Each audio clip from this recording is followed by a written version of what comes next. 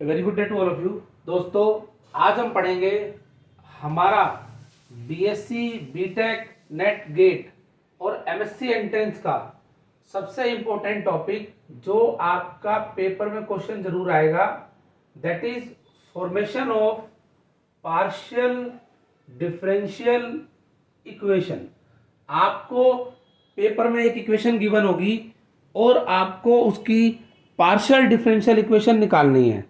तो देखिए दोस्तों, कैसे सिंप्लीफाई करेंगे, इंपॉर्टेंट है फॉर दीज एग्जाम्स। आप कोई भी एग्जाम्स कर लेना, आपका 100% क्वेश्चन आता है, श्योर एंड सर्टेन। देखिए कैसे कैसे सिंप्लीफाई करेंगे। सबसे पहले तो आपको पता होना चाहिए पार्शियल डिफरेंशियल इक्वेशन होती क्या है। इसमें क्या होता है कि एक ऐसी इक्वेशन होती है, z हमारा एक वेरिएबल होता है which is dependent variable of two functions, two independent variables.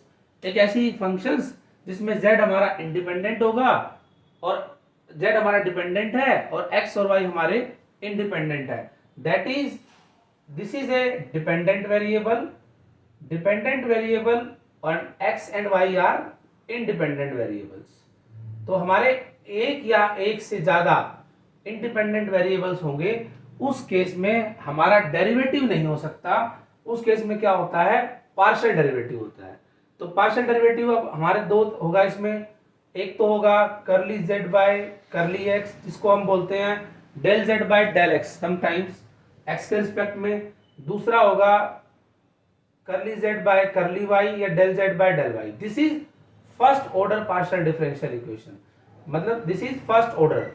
दो हमारे पास होंगे फर्स्ट ऑर्डर में पार्शियल डेरिवेटिव्स। फिर आता है सेकंड में क्या होगा, एक बार x वाले का फिर से x में, एक बार y वाले का फिर से y में, और एक बार इनका x वाले का y में या y वाले का x में। This is second order. ये हमारे पास सेकेंड ऑर्डर डेरिवेटिव्स हो गए।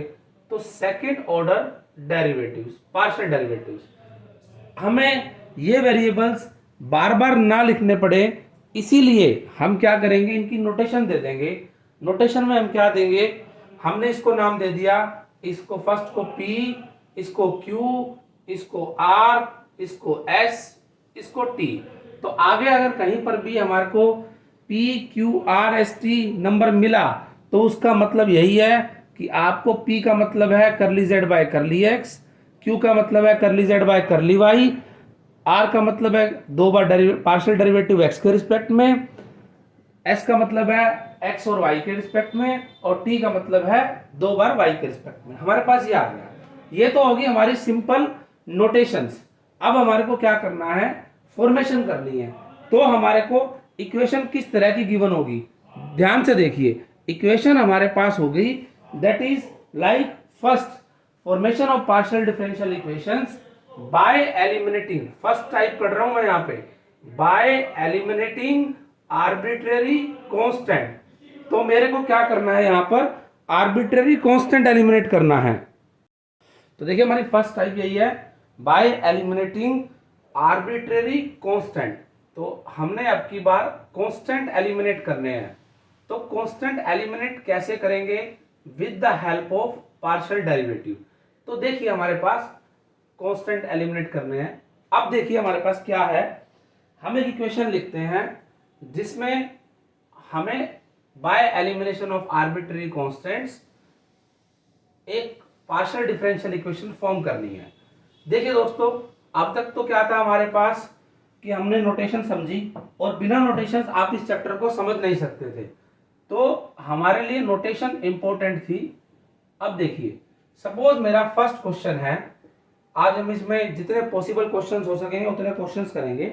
हमारा पहला क्वेश्चन है जिसमें दो आर्बिट्ररी कांस्टेंट गिवन है, that is z is equal to ax plus by plus a square plus b square, like this. अब इसमें कितने आर्बिट्ररी कांस्टेंट हैं, दो। तो अब ध्यान से देखना, दो आर्बिट्ररी कांस्टेंट हैं और दो इंडिपेंडेंट वेरिएबल हैं, तो हम फर्स्ट ऑर्डर ही यूज करेंगे।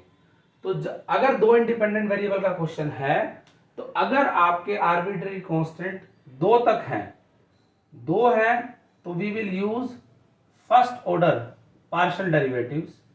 लेकिन अगर 2 से ज्यादा हैं, 3 हैं, 4 हैं, 5 हैं, तो we will use second order partial derivative, क्योंकि हमारे 3 होते हैं ना सेकेंड ऑर्डर, तो 5 कांस्टेंट तक हम सेकेंड ऑर्डर करेंगे।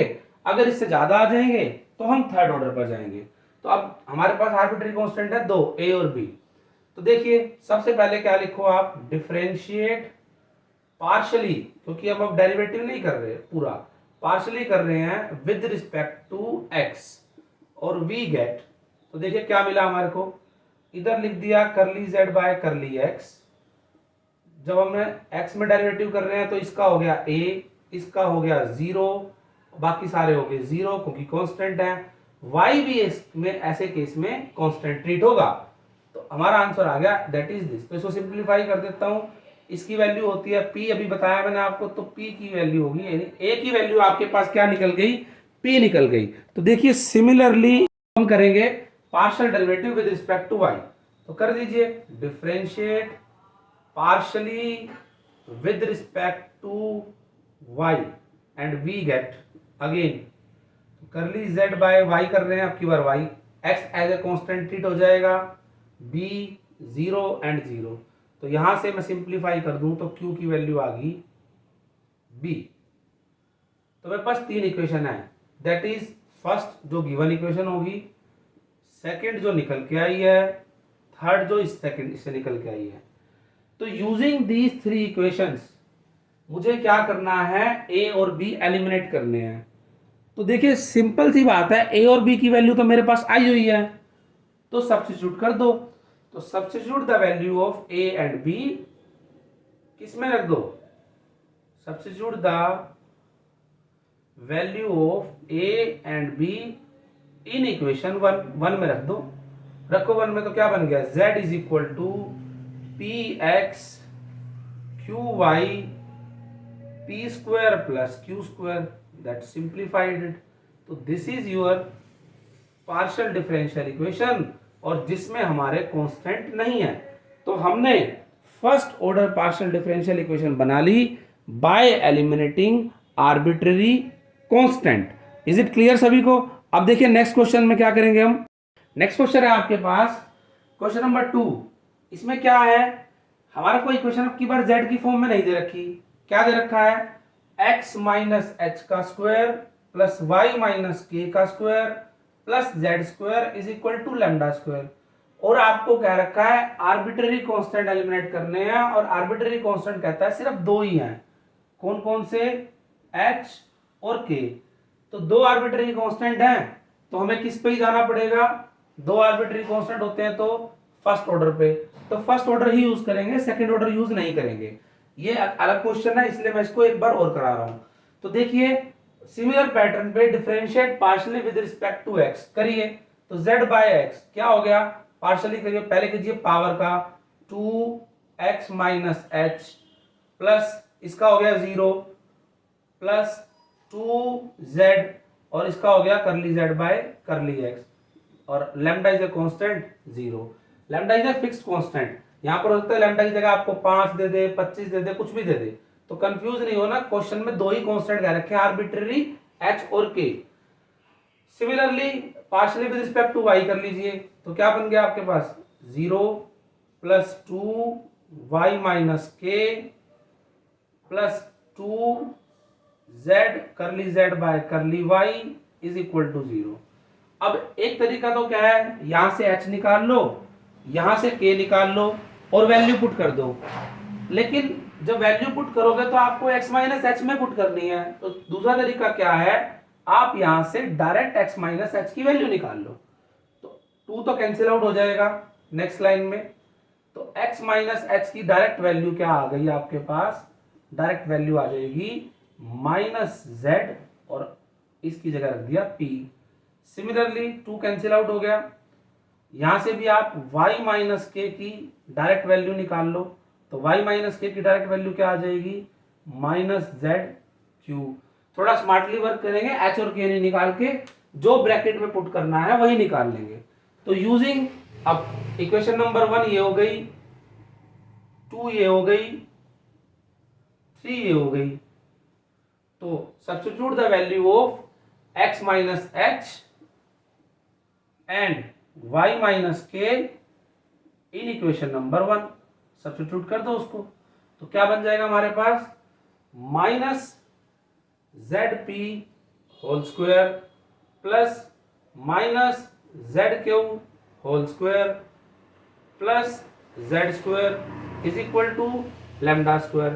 थोड़ा सिंप्लीफाई कर लो इसको, सिंप्लीफाई करोगे तो क्या बन जाएगा आपके पास, ये माइनस खत्म हो जाएगा, तो क्या बन जाएगा आपके पास, सिंप्लीफाई करके यही कर देता हूं, that is z square p square, simplify कर देता हूं, z square p square z square q square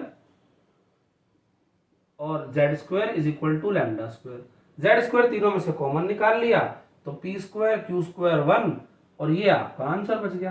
तो इन दिस वे आपके अगर दो आर्बिट्री कांस्टेंट थे तो हमने आपके दो क्वेश्चन कर लिए, जिससे आपको ये क्लियर हो जाएगा कि क्वेश्चंस कैसे करते हैं। अब जो क्वेश्चन करेंगे उसमें आपको दो आर्बिट्री कांस्टेंट ना देकर 3 होंगे, 4 होंगे या 5 होंगे, तो हमें सेकंड ऑर्डर पे चलना पड़ेगा। तो उसके लिए देखिए हम कैसे क्वेश्चन को सिंप्लीफाई करेंगे, ध्यान से देखना। देखिए 3 कांस्टेंट में हमारा नेक्स्ट क्वेश्चन है और इंपॉर्टेंट वन है, काफी बार एग्जाम में आता है कि अब a b c 3 constant eliminate करने हैं, x square by a square plus y square by b square plus z square by c square. तो 3 अगर हैं तो अगर फर्स्ट ऑर्डर से सॉल्व हो जाए तो वेल एंड गुड, नहीं तो सेकंड ऑर्डर भी यूज कर लेंगे। तो देखिए कैसे करेंगे solution, differentiate partially with respect to x, same वैसे ही लिखेंगे, ठीक है। वी गेट कैसे हो गया 2x by a square, this is 0, 2z by c square और curly z by curly x and 1 का फिर से 0। नेक्स्ट सिंप्लीफाई कर लेंगे इसको, तो हमारे पास क्या बन गया, देखिए इक्वेशन बच गई सिर्फ x by a square plus z by c square और इसको p लिख दिया, ठीक है। चलिए नेक्स्ट करते हैं, differentiate partially with respect to y। अब y में करते हैं तो देखते हैं क्या आता है, सिमिलर पैटर्न पे ही आएगा, बस x की जगह क्या हो जाएगा, अब इसका 0 हो जाएगा, तो क्या बनेगा देखिए 2y by b square plus 2z by c square और curly z by curly y।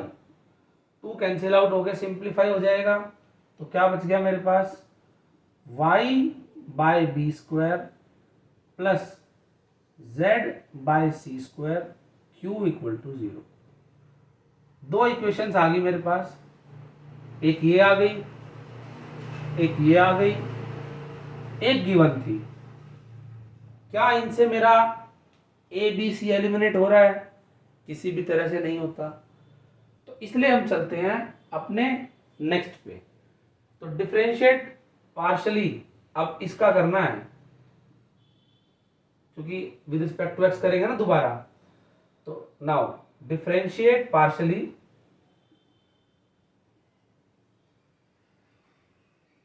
Again with respect to x, किसका, इक्वेशन नंबर 2 का कर लो। अब यहां से क्या बन गया, x का तो 1 हो जाएगा, तो यानी कि 1 बाय ए स्क्वायर। अब ध्यान से देखना, अब की बार जब मैं z बाय सी स्क्वायर का डेरिवेटिव करूंगा तो यहां पर आपका लगेगा प्रोडक्ट रूल। अब प्रोडक्ट रूल कैसे लगेगा, थोड़ा सा इसको ध्यान से देखिए कैसे, 1 बाय सी स्क्वायर तो बाहर बच क्या गया, z इंटू पी बच गया, और इन शॉर्ट मैं कहना चाहूं तो z इंटू करली z बाय करली x बच गया, यही तो इक्वेशन बचेगी, ये 2 कैंसिल आउट कर दिया। तो z एज इट इज, इसका फिर से डेरिवेटिव करोगे तो curly square z by curly x square plus curly z by curly x as it is, z का फिर से करोगे तो curly z by curly x is equal to 0। Is it clear? चलो अब देखते हैं ध्यान से, थोड़ा सिंप्लीफाई कर लो इसको। तो ये क्या बच गया आपके पास, सिंप्लीफाई करने पर this is 1 by a square plus 1 by c square z. अब ये क्या बन गया आपका, बन गया आर, ठीक है, सेकंड बन गया ना, प्लस ये हो गया square 0, z by x p होता है तो p into p p square. अब देखिए क्या हम सिंप्लीफाई कर सकते हैं। अब अगर आप थोड़ा सा ध्यान लगाओगे तो आपको और डेरिवेटिव करने की जरूरत नहीं पड़ेगी। क्यों नहीं पड़ेगी? क्योंकि इक्वेशन नंबर 2 सिंप्लीफाई होके क्या बनता है, ध्यान से देखना।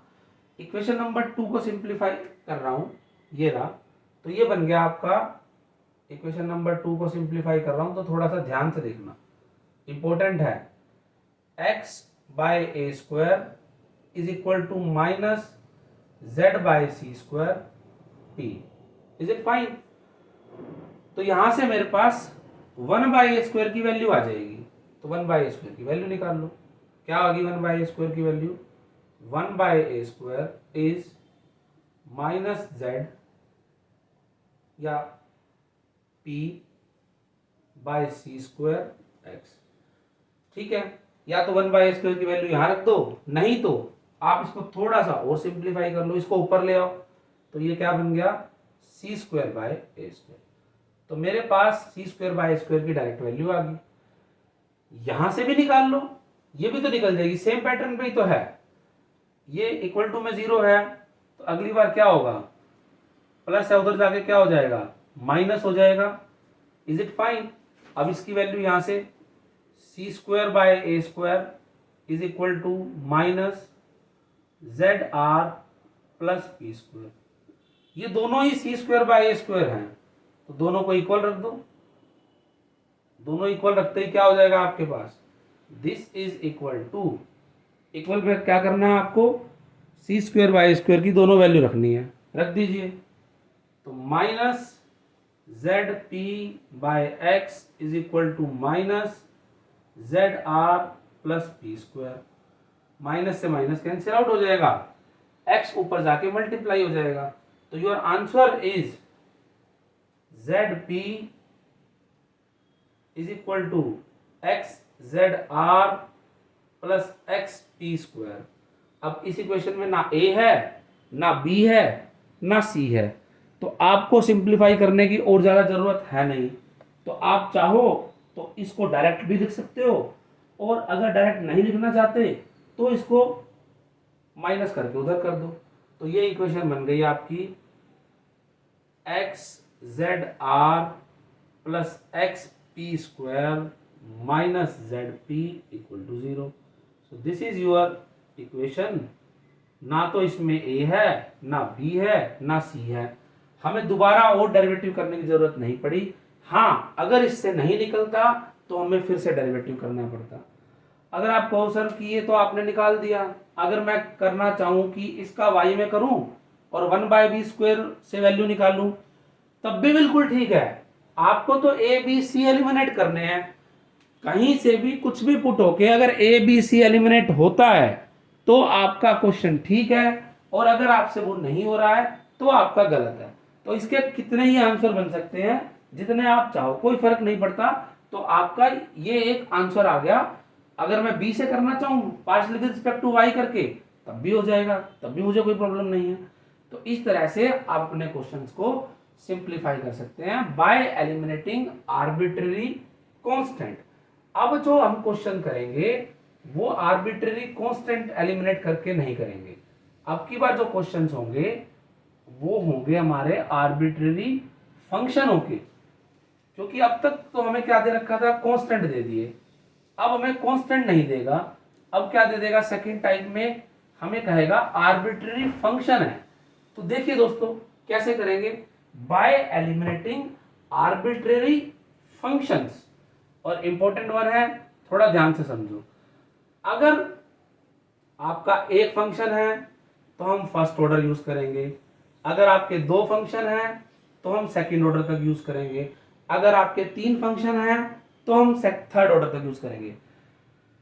फंक्शन के केस में जितने फंक्शंस होंगे उतने ऑर्डर तक का डेरिवेटिव हम यूज करेंगे।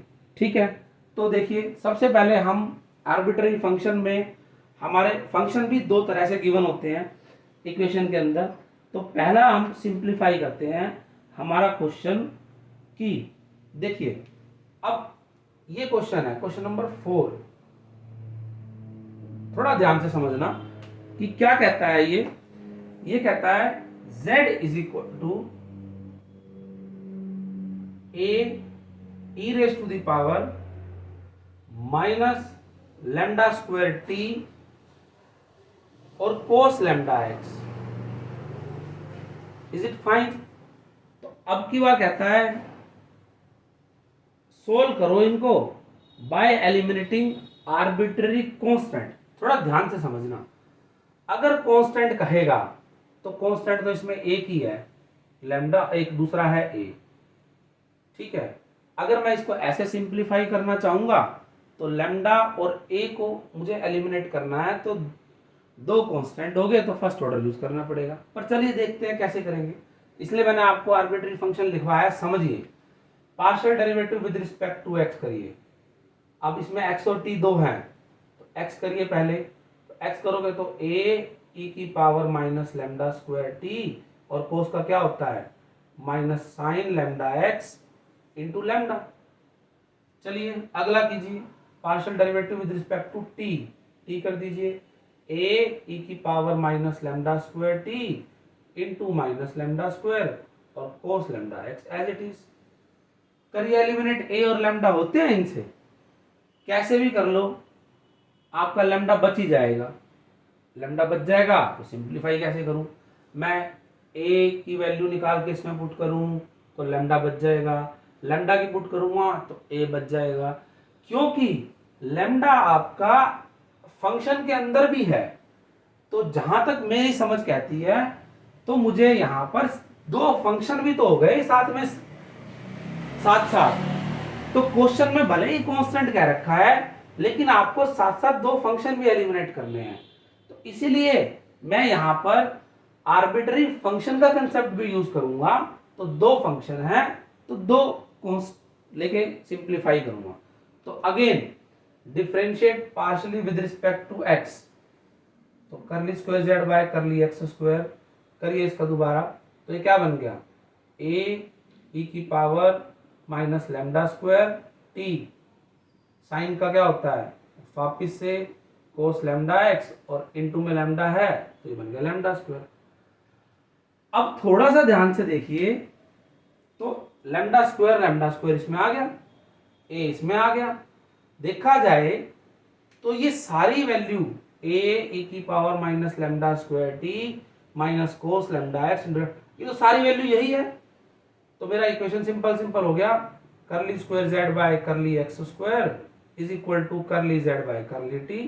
That is simplify. मेरा a और लैम्डा दोनों खत्म हो गए, बट कौन से कंसेप्ट से, कांस्टेंट के साथ साथ आर्बिट्ररी फंक्शन का कंसेप्ट भी यूज करने पर।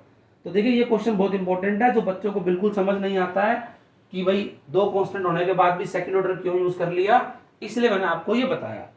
ठीक है, ऑन ए सिमिलर पैटर्न हम चलते हैं अपने क्वेश्चन के अंदर, जिसमें हमने आर्बिट्ररी फंक्शन को एलिमिनेट करना है।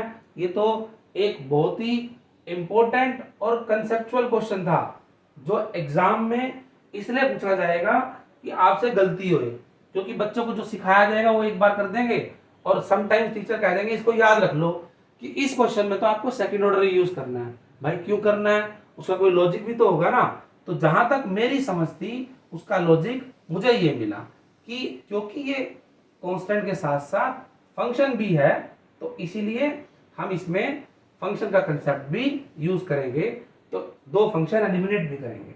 अब चलते हैं क्वेश्चन नंबर 5। क्या कहता है हमारे पास, सिंपल सा क्वेश्चन है। सिंपल सा क्वेश्चन में क्या देखेंगे, हमारे पास कितने कांस्टेंट हैं उतने से एलिमिनेट करेंगे। तो देखिए z is equal to f x minus a y plus g x plus a y. ये हमारा क्वेश्चन है। कितने फंक्शन है इसके अंदर, ध्यान से देख के बताना। फंक्शन तो दो हैं, कौन कौन से, एक f है एक g है। तो दो फंक्शन है तो सेकंड ऑर्डर तक जाएंगे और फिर देखेंगे सिंप्लीफाई करके। दो फंक्शन एलिमिनेट करने हैं तो differentiate partially with respect to x करो। जैसे ही x करोगे तो f का होता है f डैश। अब क्योंकि f दे दिया, हमें फंक्शन पता नहीं, साइन कोस होता तो साइन कोस लिख लेते, अब नहीं है तो f dash x minus a y, और x का वन अंदर वाले फंक्शन का, g का g dash x plus a y अंदर वाले का वन। y में रिस्पेक्ट में करो, y में करोगे तो f का f dash x minus a y और अंदर वाले का माइनस ए, g का g dash x plus a y और अंदर वाले का a। क्या इन दोनों से एलिमिनेट होता है, नहीं होता, f डैश और g डैश f। क्योंकि अब मुझे f डैश g डैश है तो मैं f और g को तो यूज ही नहीं कर सकता। सेकंड ऑर्डर पे चलो, again differentiate partially with respect to x and y। तो x वाले का फिर से x में करोगे, देखिए इसका मतलब होता है x वाले का फिर से x में करना, तो करो। तो f double dash x minus a y, is it fine. और हमारे पास क्या बचेगा, g का g double dash x plus a y अंदर वाले का वन हो जाएगा। फिर से y में करो, तो y का मतलब होता है y वाले का फिर से y में करना। करिए, f का f double dash x minus a y और एक और आएगा तो बन गया ए स्क्वायर। g का g डबल डैश, एक और ए आएगा तो बन गया ए स्क्वायर। एक और निकालो पर जरूरत नहीं लगती मुझे देखिए f डैश को मैं f में यूज नहीं कर सकता, f डबल डैश को ना मैं f डैश में यूज कर सकता ना मैं f में यूज कर सकता। तो ऐसे क्वेश्चंस को सिंप्लीफाई करने के लिए मुझे डैश डैश को ही देखना पड़ेगा। तो ध्यान से देखो, तो इसमें ए स्क्वायर कॉमन आ गया, f double dash x minus a y plus g double dash x plus a y बच गया। और इसकी वैल्यू तो ये रही ना ऊपर, ये रही, इसकी वैल्यू क्या है, this is equal to a square curly square z by curly x square. तो मेरा क्या बच गया, curly square z by curly y square is equal to a square curly square z by curly x square. अब आप कहोगे sir इसमें तो ए बच गया, बिल्कुल बच गया, क्योंकि आपको कह रखा है आर्बिट्री फंक्शन एलिमिनेट करना है, आपको कांस्टेंट नहीं कह रखा। तो कांस्टेंट नहीं कह रखा तो कांस्टेंट बच जाएगा, हमें उससे कोई मतलब नहीं है। तो इस तरह से आपने अपना एक क्वेश्चन सोल्व कर लिया कि हमारा डिफरेंशियल इक्वेशन कैसे बनी। और ए सिमिलर पैटर्न, इसी का ही इंपॉर्टेंट क्वेश्चन है, अगर फंक्शन इस तरह ना दे करके इस तरह दे दे तो कैसे सिंप्लीफाई करेंगे। दोस्तों ध्यान से समझना, इसी में हम आगे करेंगे कि इसको कैसे सिंप्लीफाई करेंगे। देखिए हमारा नेक्स्ट एफ टाइप का क्वेश्चंस गिवन होगा इस तरह से, f x plus y plus z comma x square plus y square minus z square equal to 0। तो function of the type u comma v, इसमें आपके पास दो अलग अलग फंक्शन नहीं दे रखे, एक ही फंक्शन में दो फंक्शन दे दिए, तो कैसे सिंप्लीफाई करेंगे हम। अब सेम उसी तरह से देखिए ध्यान से इसको, इसका शॉर्टकट मैं आपको इसका एंड में बताऊंगा for competitive exam point of view, बिल्कुल दो ही लाइन में। उससे पहले बेसिक प्रोसीजर देखिए कैसे सिंप्लीफाई करेंगे। जैसे हम करते हैं differentiate partially with respect to x, तो करिए differentiate partially with respect to x। इसमें क्या करेंगे हम, partially with respect to x।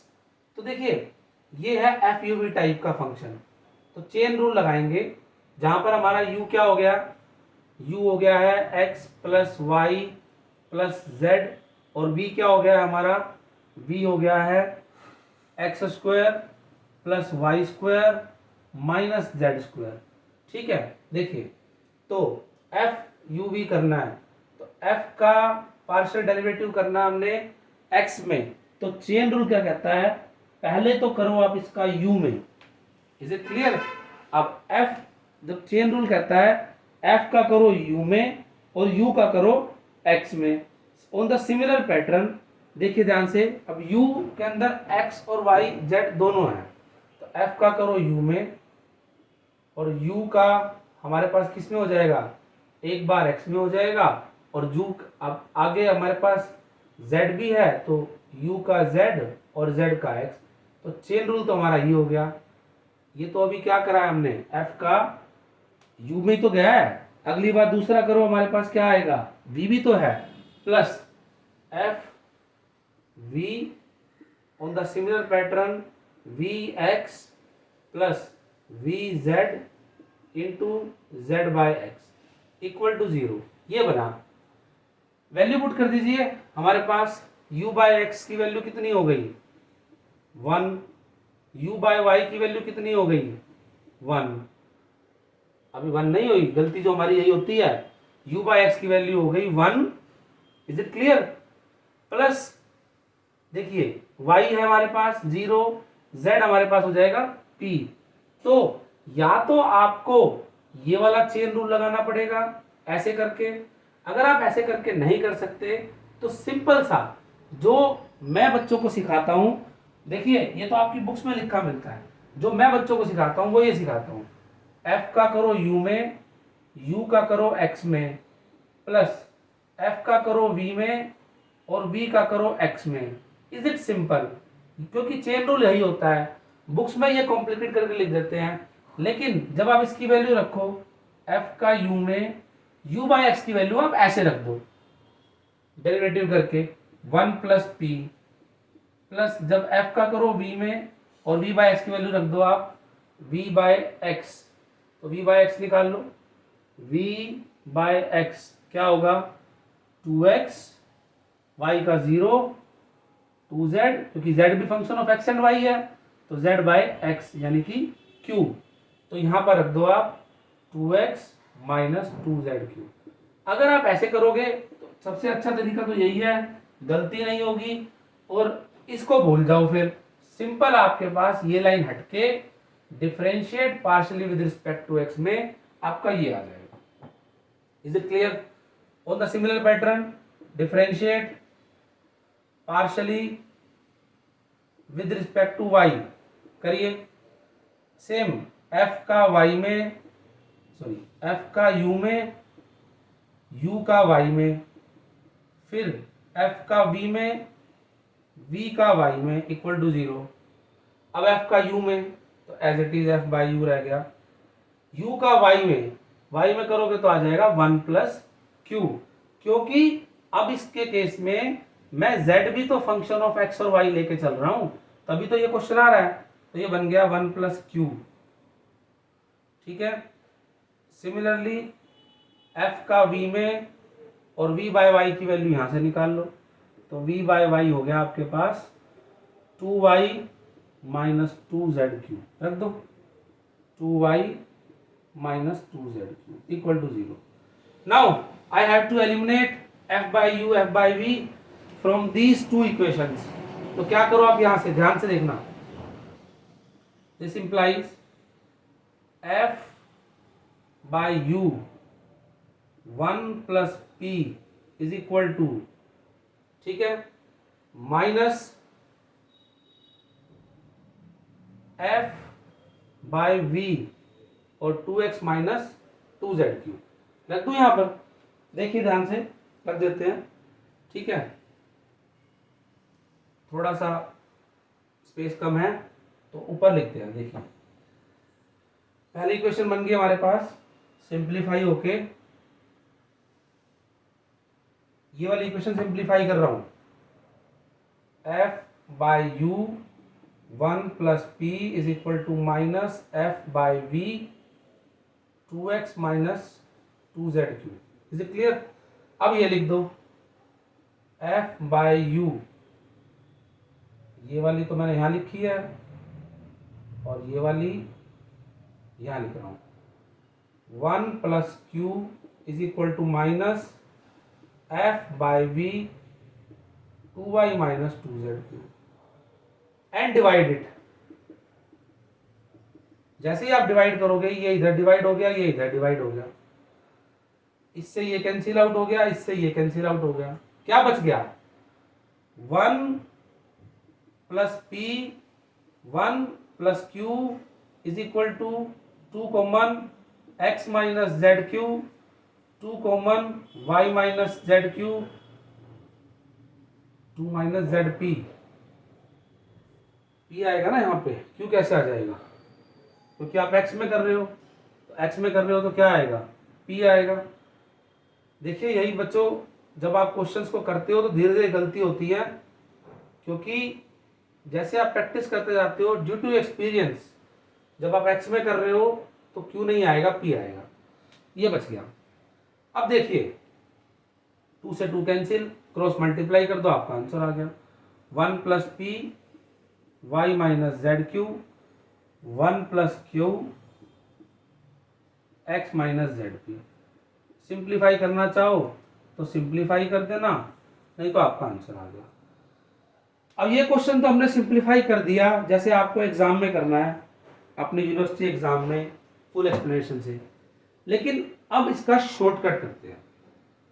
मेरे ख्याल से सबको समझ आ गया होगा, शॉर्टकट देखते हैं। शॉर्टकट देखेंगे तो आपका बहुत इजी है। कैसे इजी है,